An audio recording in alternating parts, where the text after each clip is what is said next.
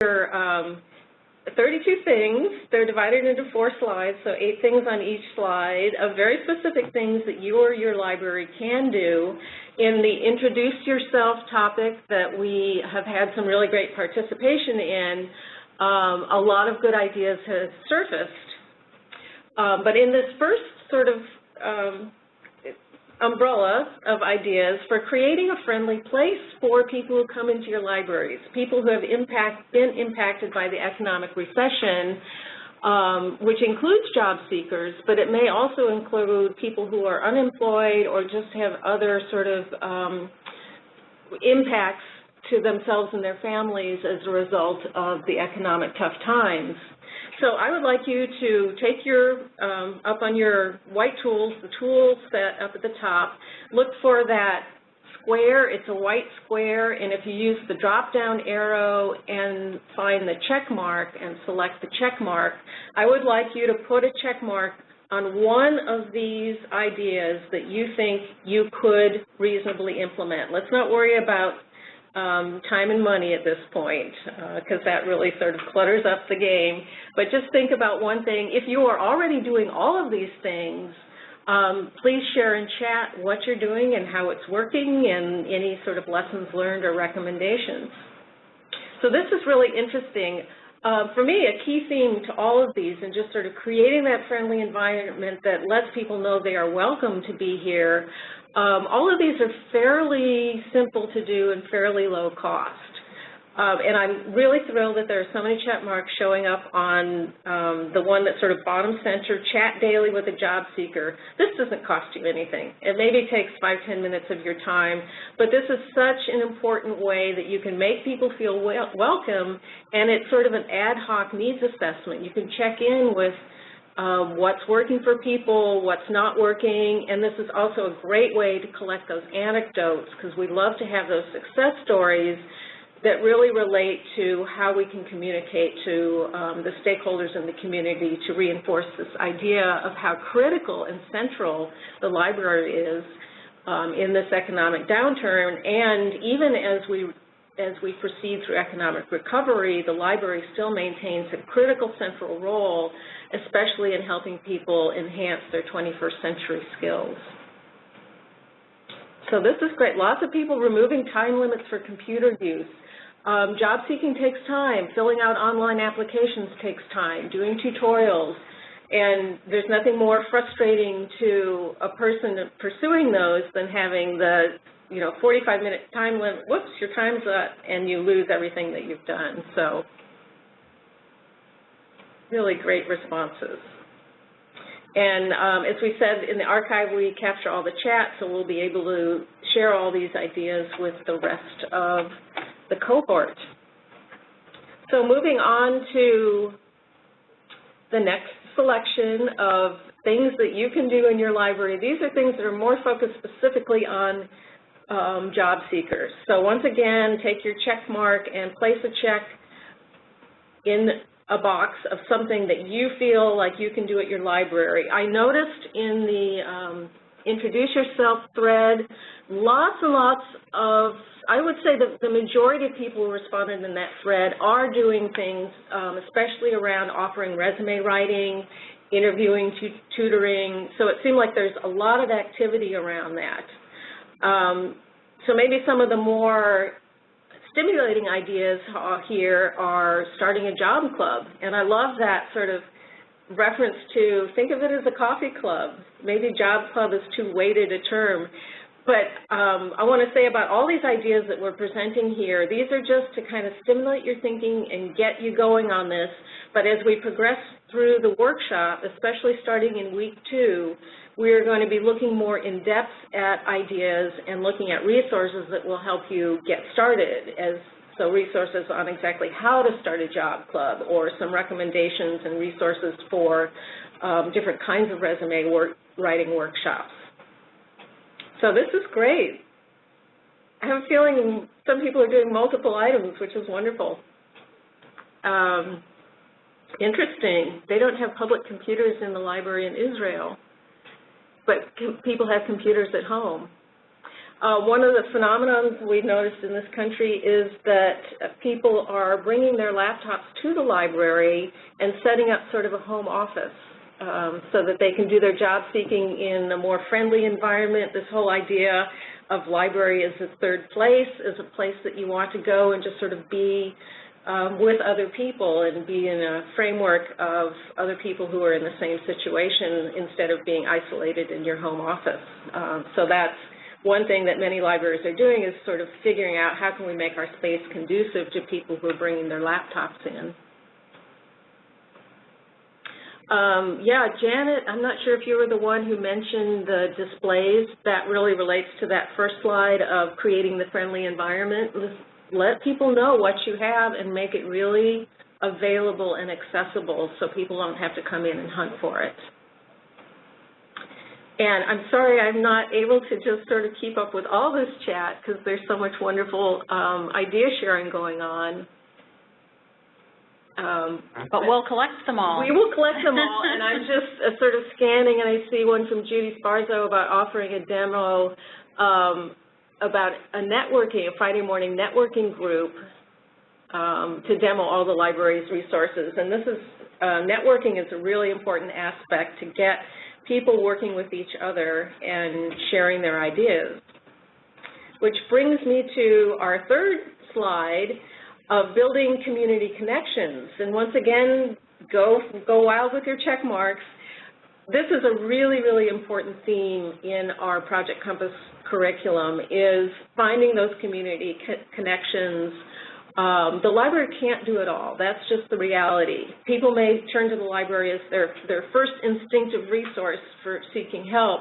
That doesn't mean the library is obligated to provide help across the board on everything, but this is really where it makes a lot of sense to know who your local social service agencies are, start building those connections, creating relationships with people in those other agencies, and many of those relationships lead to full-on partnerships where you actually are sharing resources, maybe sharing training, staff training between agencies.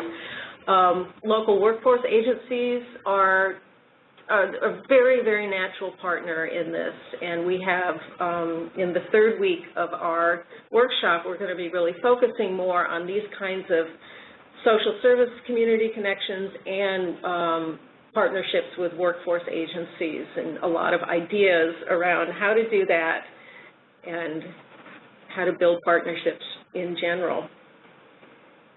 So this is great. Okay, we have one more, and we will have reached our 32. And I just want to say, one thing we have heard loud and clear, people instinctively turn to libraries in times of need, and that has been very, very true of the economic downturn. And there's been some question, well, if a job seeker can get many, many resources at their local workforce agency, why would they come to the library first, or why would they come to the library also? Well, it turns out the library is the place that really supports the whole family. So you may have one person in the family looking for jobs, they can go to the library, get story times for their kids, they can get free entertainment. If a person is out of work, they're probably having some economic challenges, maybe they've had to disconnect the internet at home, and they're looking for free entertainment. So thinking about this whole economic downturn and the people coming to your libraries, thinking of it in the broader spectrum of how can your library really continue that support for the whole family and ease the burden of the economic downturn on people in more ways than just teaching them how to write a resume. So these are really, really important. I love that there's so many colors with the check marks. I'm a color person. Yeah, somebody mentioned workshops on frugal living. We do have some sections that we're going to be covering later on ways to support this kind of activity, so more ideas and resources around all these kinds of things. I also want to take a little bit of time here to sort of set a framework for the whole workshop and for the Project Compass curriculum as a whole. Because we are part of the IMLS, we are funded under their Laura Bush 21st Century Librarianship Program. We are very much trying to align with the IMLS 21st Century Skills Framework and their vision for the ways, the critical role that museums and libraries play in helping citizens adapt to our fast-paced and modern world, our fast-changing world. And Project Compass, because we're focused on how libraries support the workforce, we are using that framework as a guiding sort of skill sets that are really important and critical to the 21st century workforce. So this list of skills, and I want you to get ready and grab that arrow because this is going to be the appropriate time for you to use your arrow tool. So if you click on that arrow, this is a subset of skills from the longer list that IMLS has created, but I would like you to take your arrow and select the skill set that you think is most important for the workforce of today in the year 2011 in our current economy to be able to be successful in their job seeking and in their other efforts. So I expect the arrows will start to obscure some of the choices because there are quite a few of you here. But I think it's always interesting to look at the range of skills and also think about what you think is important. And I'm not surprised that the majority of arrows seem to be, in my quick visual poll, the majority of arrows, oh, somebody's getting creative with check marks, go for it. They wanted to select multiple, they know they're... All right, that's how you can select multiple, because with your arrow you can only select one at a time. And there are a predominant number on technology, and that tends to be a very common response is, well, we all need technology skills. That's what it's all about. It's all about technology. But as I can see, and the audience is really noticing, there are a whole variety of skills. And many of these are not new. Creative thinking, productivity, accountability, they're not necessarily new skill sets, but there is a heightened and increased demand for them because of the rapid pace of change and the transition from a manufacturing economy to a knowledge economy and the fact that we are all globally interconnected. So now I'm loving this really rich array of arrows. And particularly with technology literacy, that is critical. It's very important to have critical thinking, creative thinking, adaptability, collaboration, finding people to help you learn new stuff. So very cool. But let's take a step. I mean, this is fairly abstract to begin with, but let's take a step a little bit higher because this is what IMLS has done, and they have identified actual themes. So a broader umbrella, each of these themes would encompass those skill sets. I'm very interested in that second item because it is so pertinent to what we're going to be addressing and looking at in the 4 weeks of this online workshop. And it is just, it's so insightful. This theme is so insightful because it's really true. Even if we're just talking about meeting the immediate needs of job seekers, you know, the people who come in and say, I need a job, it's really going to help their success if they have this bigger picture understanding, if they really understand what is going on, what are the economic dynamics, why it's a global economy, what is it, why did that large company suddenly pull out of your small town, and what are the ramifications going into the future, and also just how do you as an individual maintain your personal economic choices in this rapidly changing world. So I think this is really important stuff to think about and to understand that it is no longer about what to learn. It's not only about what to learn, although it is obviously critical to learn specific technologies because we have demands on the job that we have to meet, but it's more about how to learn. And that goes back to my comment about technology. You can learn a specific set of steps to achieve efficiency with a technology, but that technology may disappear, or it may change, or it may become something completely different 10 years from now. So it's really more about acquiring the ability of how to learn new things, how to engage creative thinking and be adaptable. This applies to all of us. This isn't just our patrons. This applies to all of us. We have to engage with lifelong learning. I love this quotation. I've used it frequently now in the project. But it's great for libraries because we've always been in the business of promoting lifelong learning for our patrons, and now it's really becoming something that is a reality and a necessity, but we have all the tools in place to engage patrons and encourage lifelong learning. And we can embrace it ourselves. And wouldn't it be great if everybody in the world just really wanted to be smart? We all know everyone wants to be rich, but I think libraries are really in an important, pivotal place to encourage this sort of excitement about lifelong learning and this idea that it's very healthy and energized to be flexible and adaptable no matter what you're trying to do in your personal life. So I'm setting this up as a framework to guide our thinking as we move forward in more of the details of what we'll be exploring. The first of which, and this workshop is really divided into two key tracks, is what I'm calling them. One focused on small business and entrepreneurs, what the library can do to support those, and the other focused on promoting personal financial skills. I have understood from the comments in the Welcome Yourself topic that a lot of people are really interested in both tracks, which is great. I don't want you to get overwhelmed, but this is a great opportunity to get a lot of information. This track is going to be guided by Christine Hamilton Pennell. She's with an organization called Growing Local Economies, and she has extensive experience now in working in the small business world, as well as her experience as a librarian, and has wonderful insights about bringing them together. So without further, and you'll be seeing her facilitating discussions throughout the next 4 weeks, but we are really pleased to have Christine here with us today to talk about creating a business-friendly library. Christine? Hi, and thank you, Betha, and also Jennifer, for your excellent facilitation of the webinar, and thank you to all of you who are attending. And I understand that you are from a diverse variety of settings, and that's great because that's a really good way to learn from each other and to find out that no matter how small or large you are, you have a lot to offer. So in this 20-minute part that I'm going to be doing here, I have a few goals that I'd like to do, so you can see that we'll have a quick pace here.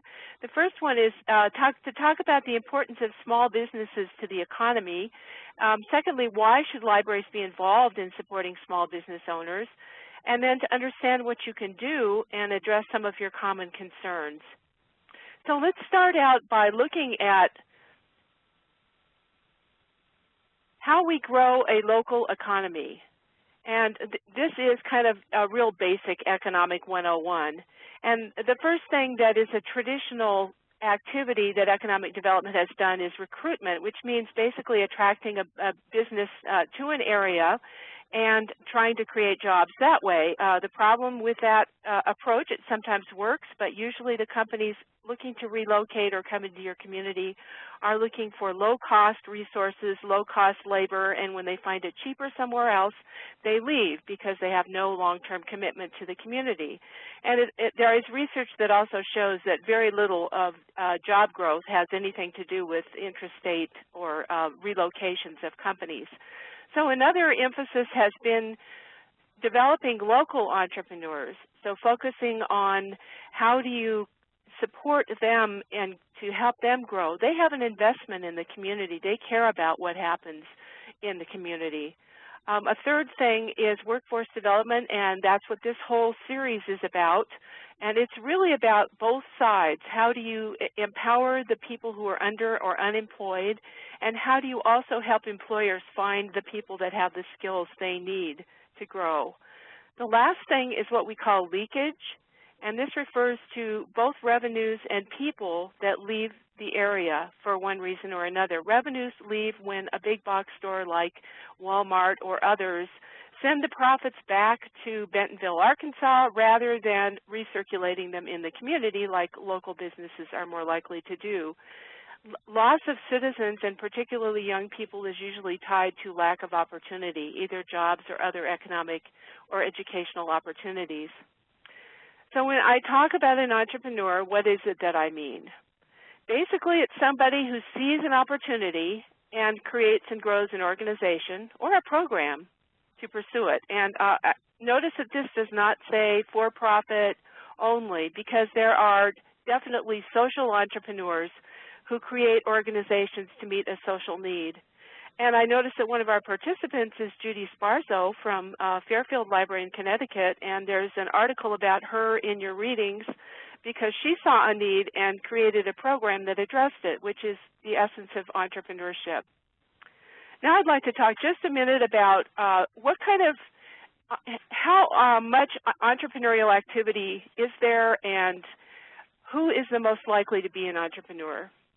About 10% of the population is involved in starting a business, and surprisingly, there are more people in the age range of 55 to 64-year-old. That's the highest rate of entrepreneurship in the country, even higher than 20 to 34-year-olds, which is counterintuitive.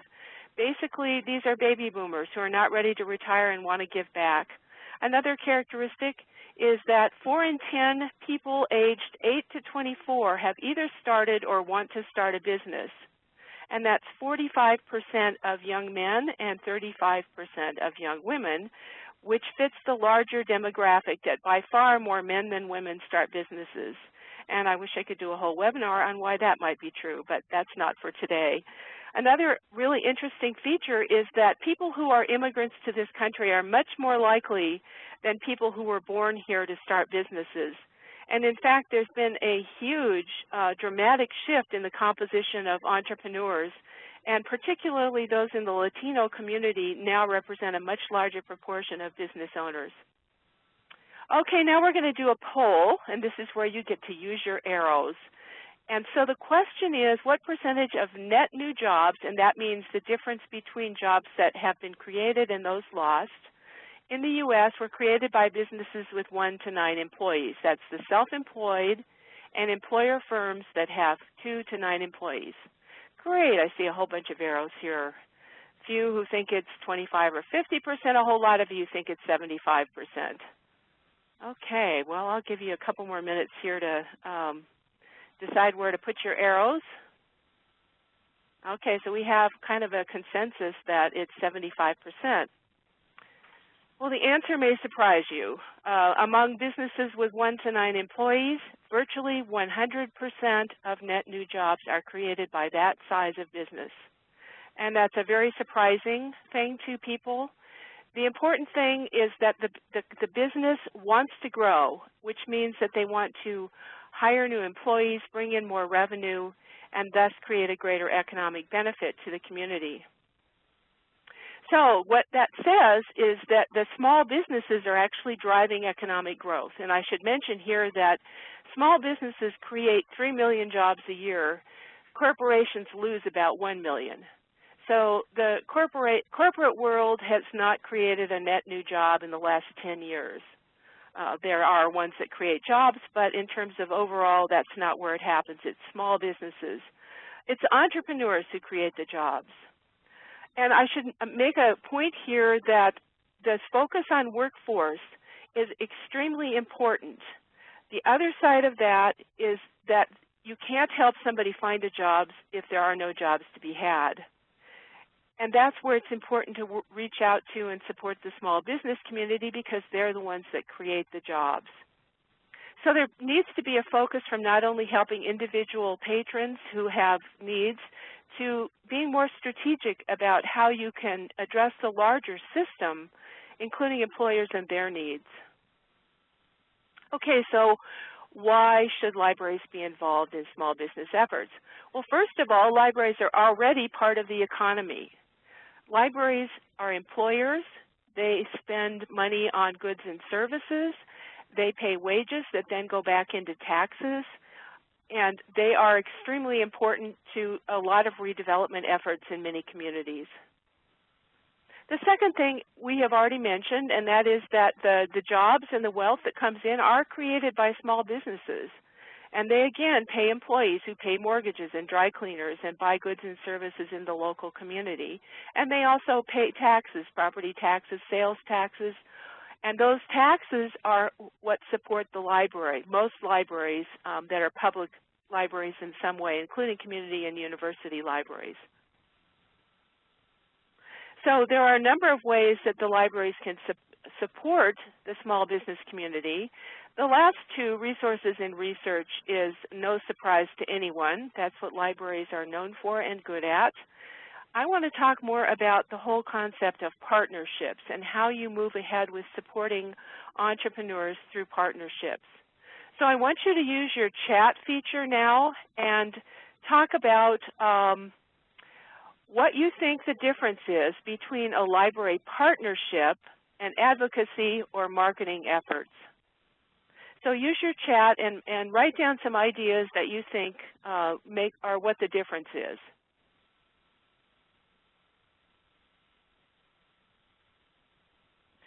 Again, it's the difference between a partnership and an advocacy effort.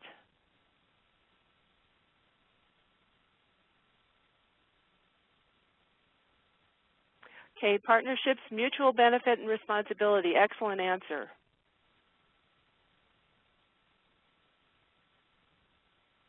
Benefits both parties. Great.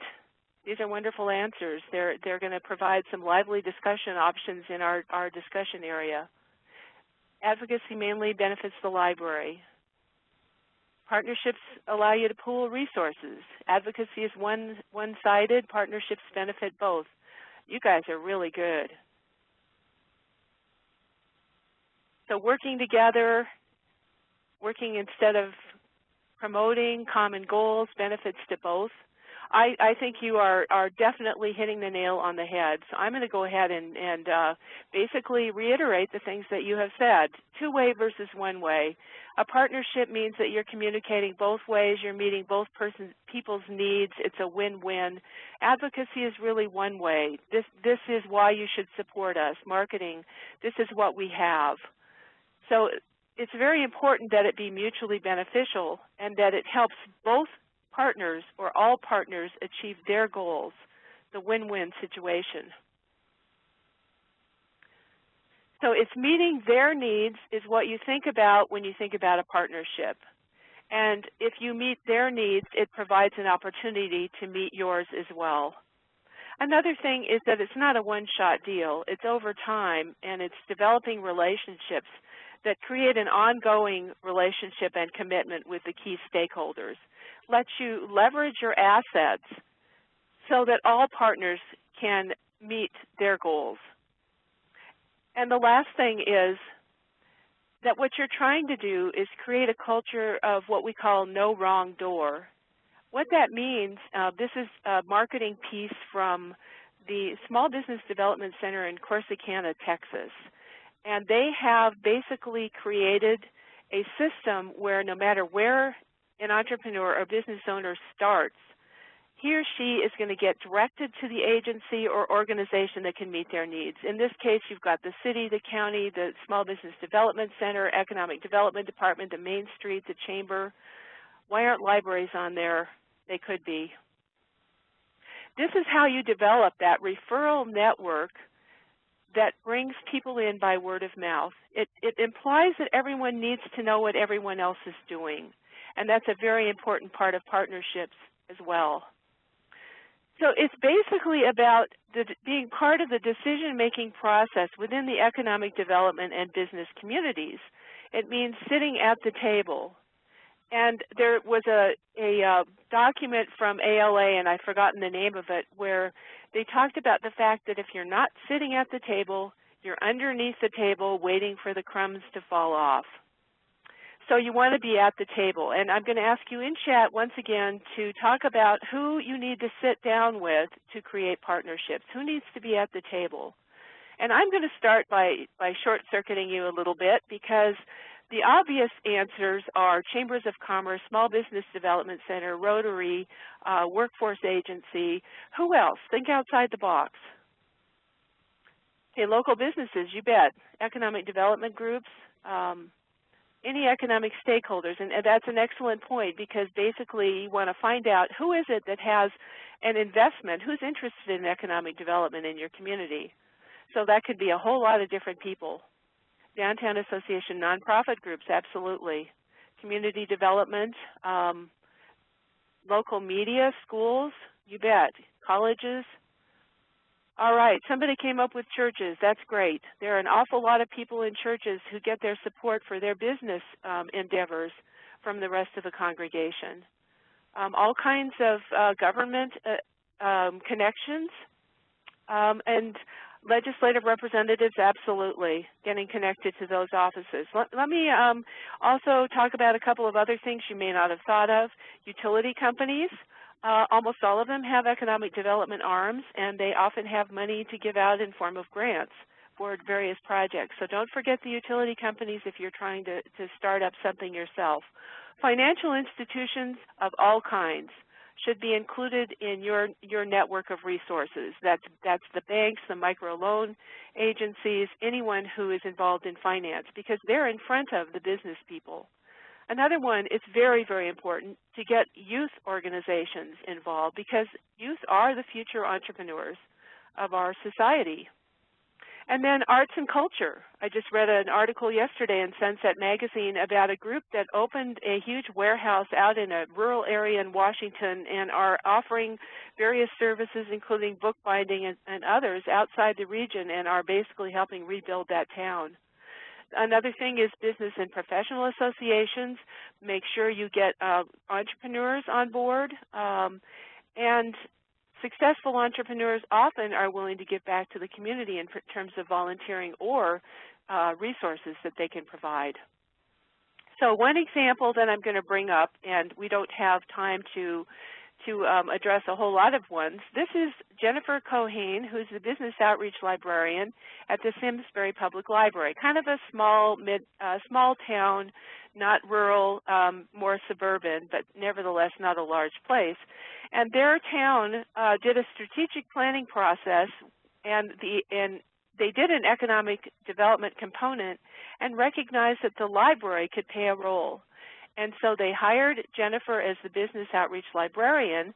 They also helped fund a business resource center. When the library did a remodel, they paid for a wing that could be devoted to business patrons who oftentimes have a different mode of operandi. They like to be on their cell phones. They like to chat with each other. They generally are not the same kind of patrons as the other people within the library, or they may not be. So the Business Resource Center was funded both by the town council and by business people in the community who saw it as a valuable resource. Both public and private funding then were used. In the last year, Jennifer has fielded 4,000 business reference questions, and I should point out the fact that she's the only staff person for the Business Resource Center. Another thing she's done that may feel a little bit overwhelming is that she hosted 163 classes, sponsored these classes for business owners. The trick is she didn't teach them. She found other people in the community who are willing to do that and just brought them in at a set time every week. She also participates in community business groups and has served on committees and in leadership capacities. That's another really important way of creating visibility and partnerships within a community. So you may be thinking to yourself a lot of different things, but one of them is, we don't really understand the needs of small business owners. We don't know how to help them. And use your chat box and talk to me about that. Is that something that you're concerned about? Have you gotten over that hurdle? What can you recommend for other people to do? And I should also mention that this will be one of the concerns that we'll discuss in the that we'll have in the online discussion group. So what do we have here?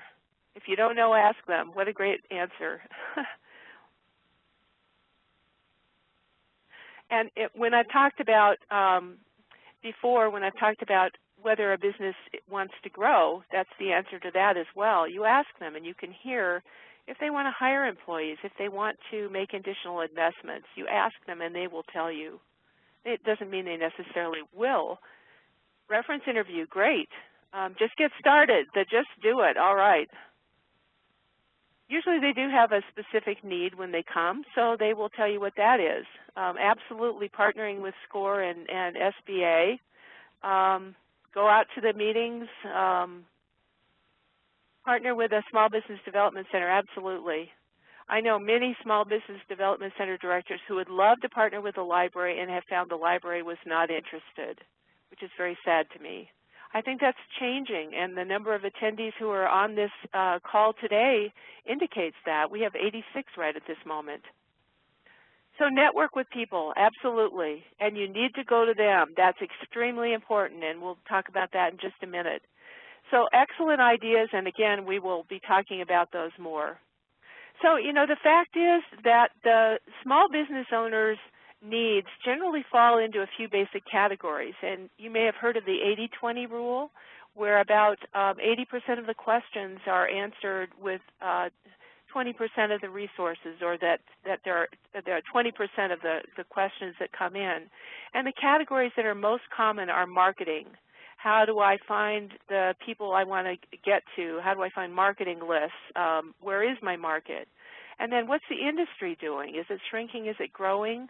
What are the characteristics of my best customers? Those are the kinds of things. Who else is in my space? Who am I competing with? And a librarian that knows how to do basic reference and use databases can master these kinds of requests pretty quickly. Okay, this one I've heard come up many times. Public librarians tell me over and over again, everyone is our customer. And that may or may not be true, but even if it is true, everyone has to make choices about who they serve and how they distribute their resources. That's true no matter who you think your clients are. And the Toddler Story Hour and the workforce support and the small business support and the teen reading are all competing for the time and resources of the staff of a library. So some of it is looking strategically at how to support those needs and how to partner with people in the community, because this will ultimately benefit the library. Okay, another one, people have a conception that if people are in business, that they can afford to pay for services, that we shouldn't be spending time helping them. The fact is, you already saw that it's 1 to 9 employees are the businesses that create the jobs. They generally don't have the resources to pay for outside research or marketing services or databases. And since they do create a strong tax base, then it's very, very important to recognize that they need to be subsidized every bit as much as anyone else. Okay, this one has come up already in your chat. I've heard a lot of people talk about a library is a place.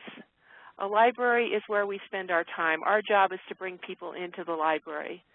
Obviously, I have a different point of view, and in fact, when there have been studies done about people becoming involved in the business community and economic development, it's usually a recommendation that at least 10% of the time of the staff be spent outside the library walls.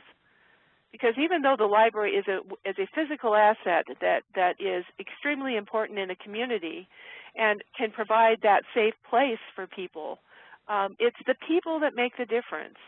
And showing up is key. Community events, leadership roles in the business community, and developing partnerships. Now there's a handout that you'll find in the materials on the website that we'll be talking more about in the discussion, and that's how the library can support the business community 25 different ways. I've pulled out a few of these here. One of them is, and this one really is important to me, make sure that your library website has a link for business people. And I find that over and over again, libraries hide their business resources under online resources, the name of some statewide consortium that no one would know what it was, or reference or adult services. There's no reason why you can't put a link that says businesses right on the front library webpage, but make sure you have something to be behind it, obviously. Another thing, we talked about young entrepreneurs, and you can certainly create opportunities working with local schools, local universities to help sponsor a business plan, to create entrepreneur clubs, all kinds of things. The third one I want to talk about is I want you to notice that word sponsor. What I find often is that libraries will host workshops that are done by the SBDC, the workforce, somebody coming in helping people do a resume, and it's very easy to go to that entity and say, the library would like to sponsor this event. It does not necessarily mean that you have to have money. You are providing a place. You want your name right on the publicity that says, the library, in conjunction with the Small Business Development Center, is sponsoring a workshop on XYZ. And then a couple of other things, and we'll talk about the rest of these later, is the databases that are needed to support businesses. I would say the number one is something like Reference USA. There are some free ones that also do that. But having those resources and knowing how to use them is an extremely important asset for the business community, and they oftentimes have no idea what the library can provide them. The last thing, even in a small library, offering free Wi-Fi, and I have had stories of people talking about their tiny libraries in rural communities where people are in their lawn chairs outside the library in off hours getting access to the internet. So we'll talk about next steps as we go along. The first one really is visibility, getting out into the community and listening to people's needs and connecting them to the things that are already available, developing those partnerships and creating a community of practice, which has already happened on Project Compass. And through state associations, sometimes it's possible to create a great community of practice like we have in Colorado. And then just take a few of those next steps. And I want to mention that I will be happy to answer personal questions, or not personal questions, but answer questions personally during this next 4 weeks. And if you want to do that, or I'm going to be responding to other questions and discussion threads. So please, I really encourage you to be part of this ongoing discussion, because it's that peer learning. What have you done that somebody else could learn from? What do you want to know that somebody else might know? So I would encourage you very strongly to do that. And also, there are many more resources available on my website, growinglocaleconomies.com, and I'm assuming that that will also be included in the links that are provided to participants. So with that, I'm turning it back over to Jennifer or Betha, whoever's taking over next. And thank you so much. Well, thank you, Christine. This is Betha. And this is just a tantalizing taste for you all to understand the depth of Christine's knowledge and experience in this, and we're going to get to participate with her over the next 4 weeks in the asynchronous mode through the discussion topics. So that's going to be a really vital part of this workshop, and I'm looking forward to it. But right now, I want to move on to the other track, as I said, which is how libraries can help their patrons and communities develop their personal financial skills. We are honored to have Holly Fulgham-Nutters here from the South San Francisco Public Library. And she came to my attention when I read an article in Public Libraries a few months back about the project that they started at their library and how it came to be. So you're going to hear now from Holly more details about that. Thank you. So, hello, my name is Holly Fulgham-Nutters. I'm the manager of Project READ, which is the library-based adult literacy program. Thank you, Christine. That was great. Great information and a lot of seed work for the future. So today I'm going to be talking about what we've done and find out what you're up to. I'm going to describe our financial well-being program and talk about the lessons we've learned and how financial fitness or financial well-being fits into library programming. But before I go forward, I do want to thank also Betha and Jennifer at WebJunction and Project Compass for inviting us to participate and for their wonderful support. So Project READ is a free adult literacy program that's part of the South San Francisco Library and the California Library Literacy Services. We're an award-winning program and have been in operation since 1985. Our mission is simple. We assist people in reaching their literacy goals. We serve 4 cities, have 4 cities in our service area, and work with about 150 adult learners at any given time. And we train volunteers to become tutors 4 times a year. So you might ask, how does adult literacy fit into financial education? Well, some of our students began talking to us about problems with job loss, bankruptcy, foreclosure, and we discovered that many of the people that we were working with felt stuck. They were basically freaking out and losing sleep, and it was beginning to interfere with other parts of their life. Our program is designed to meet client need, and so we started to explore ways that we could help, and we're lucky enough around about this time to discover a grant from our local foundation, Silicon Valley Community Foundation. We discovered that they were offering a grant in this area, and so we applied for and received a grant in 2009. So for my interactive portion of this webinar, why do you think financial education is important right now? If you could use your chat section to respond, and I'll go ahead and continue talking while you're writing in. So here's my take on why financial literacy is particularly important. It feels like some of us are on a roller coaster, and lots of people are actually falling out of the car. More and more people are extremely concerned about getting their economic house in order, I think because that wonderful bubble burst and we all wondered where we were. Many of us are under financial stress, and really the impact of not having enough money affects every single aspect of someone's life. Like I said before, it's one of those things that keeps people awake at night. As state budgets are shrinking, so is the safety net. And so more and more people, I think, are turning to libraries for help. I'm looking at some of your comments, and they're wonderful. I think that this is going to, as I said before, seed the conversation for future discussion as you go through this process.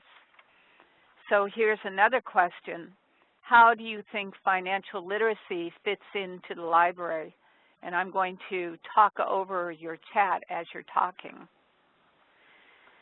Well, we are a library program, and we personally found that financial literacy is a perfect fit for the library. Libraries are in the business of providing free information to the community. And, you know, if you think about going to the unemployment office or some of those dreary office spaces to ask for help, libraries are kind of the antithesis of that. We are local supportive communities designed to provide people with the tools that they need to solve problems. In a sense, we're little think tanks, and we help people to figure out the first steps to take action. In Beth's words, libraries have a continued and vital role to play to move their communities from recovery to growth and from surviving to thriving. So if you're noticing things like an upsurge in questions about job sites or questions about housing, those are some of the first indicators of financial distress. So again, thank you for your responses, and please do keep them rolling in.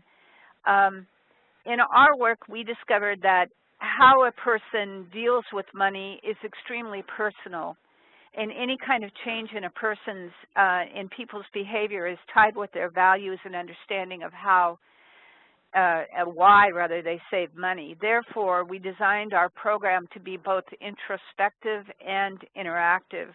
Our program really has two main goals: to disseminate financial information and to help people put away whatever they can afford to save in case an emergency arises. The real result of our program, though, is that people are thinking more carefully about their money and how they're using it. As our consultant, Sandra Davis, says, every time you say yes to something, you're saying no to something else.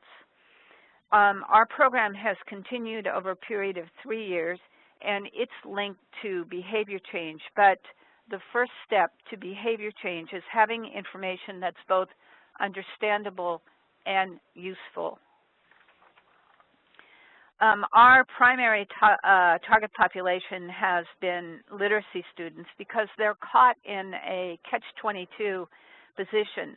Low literacy skills results in low income, which creates stress, which can negatively impact the ability to learn and the ability to improve literacy skills. So you see how it works. It's cyclical. Since low-income people have fewer dollars, they need to exercise extreme caution with their spending habits.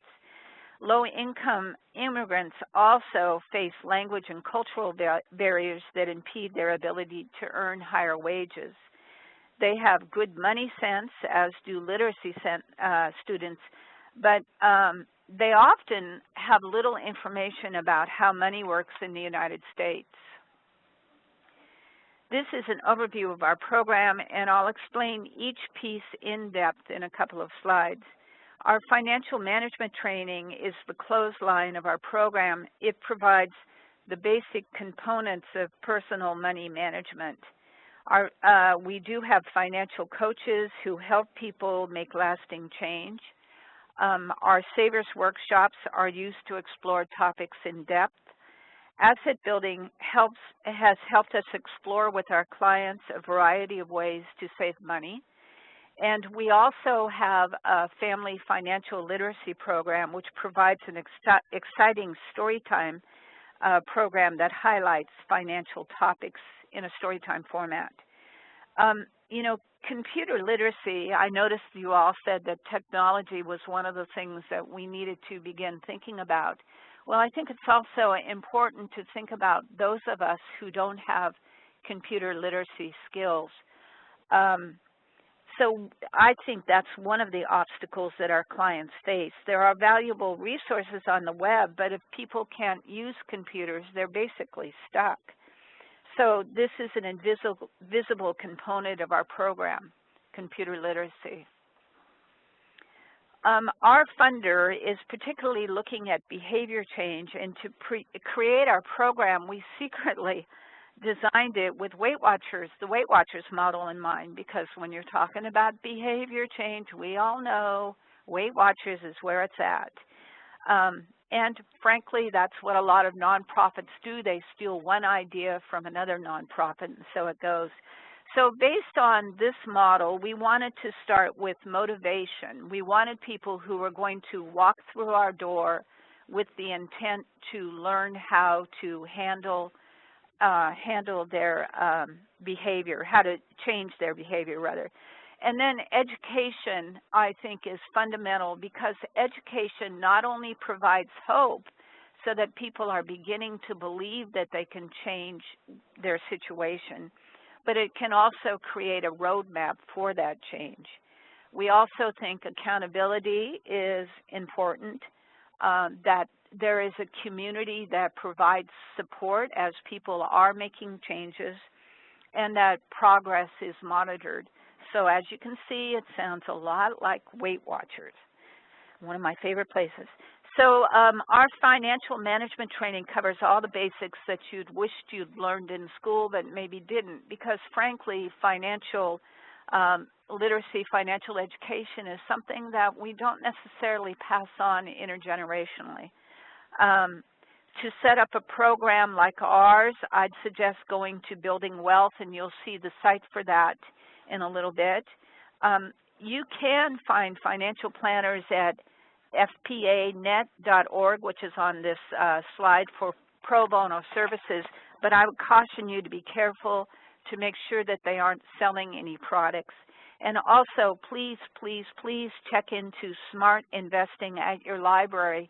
It's a program for librarians, and the website is smartinvesting.ala.org. They have a wonderful program there, and they also have grants available. I think their grant proposal just came out. One of the things that we did was provide financial coaches for our clients.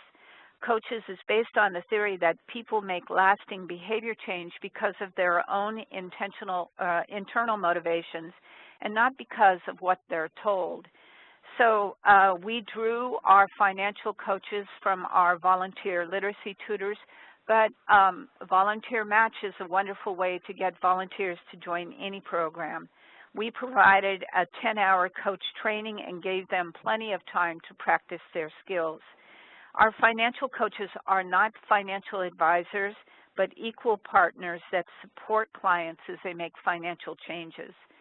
For example, if a client has a problem with interest rates on a credit card and needs to call a creditor to ask for a reduction in interest rate, the coach would help the client figure out the questions to ask.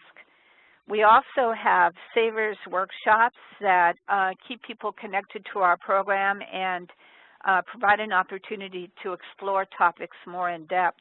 Our most popular workshops were credit and debt management and starting an emergency savings. Our program, one of the goals of our program was asset building, so we found ways to help people save money, starting with piggy banks going all the way to retirement accounts. But one of our most effective ways of saving is through the IDA program. This is a federal program, an individual development account, and it helps people build assets specifically for education, to start or grow a business, or to buy a home. In order to qualify for the program, though, a person needs to be at the federal poverty rate, so that's very, very small. You might consider contacting an IDA program in your program because they might provide free educational training at your library. So look for them, see if you can find those programs. So we use story times to disseminate information, and I was wondering if you could respond to this question: how are you using story times in your library? So we have a family financial literacy program, and the goal is to help break the cycle of poverty. During our first story time, we read one of the Corduroy books and talked about how Lisa, you all remember Lisa, saved money in her piggy bank to buy a teddy bear. Parents and children at the same time made piggy banks. We passed out information about children's savings accounts and handouts for parents. So we discovered that story times are one of the best things on the face of the earth for getting information out into the community. These three sources constitute where we drew our curriculum from. They are all free sites. They are all unbiased. But again, I would encourage you to check out Smart Investing at your library. The website again is smartinvesting.ala.org. So some of the things we've learned is some of the stuff that Christine touched on, that it's important to build partnerships, that there has to be an element of trust. You have to build trust between you and your clientele, that you have a fiduciary responsibility to make sure that the people who are presenting information are not selling a product. And we believe that publicity and the power of getting the word out is extremely important. So what can you do? Well, I think to start with finding out what's already going on at your library is very important. You need to connect with other agencies, build partnerships, provide computer literacy skills, train your library staff. And just as a last question before I end out, what have you already done in your library? I'm very curious. These are suggestions actually from the first webinar. From Betha, you can host a financial information week. You can put some of your best financial information from your collection on your website. You can bookmark financial resources. You can create flyers or bibliographies that suggest where to go. You can have that display right in the middle of your library on Financial Information Week. So we do have a toolkit that's available. It's got fact sheets, some of the information about what we've done. It is at the website listed at the bottom bullet, ssf.net/projectread. And I wanted to just sincerely thank you for taking the time and a moment to talk to or to interact with me and Christine at the library. And at this point, I will turn it back over to Bessa.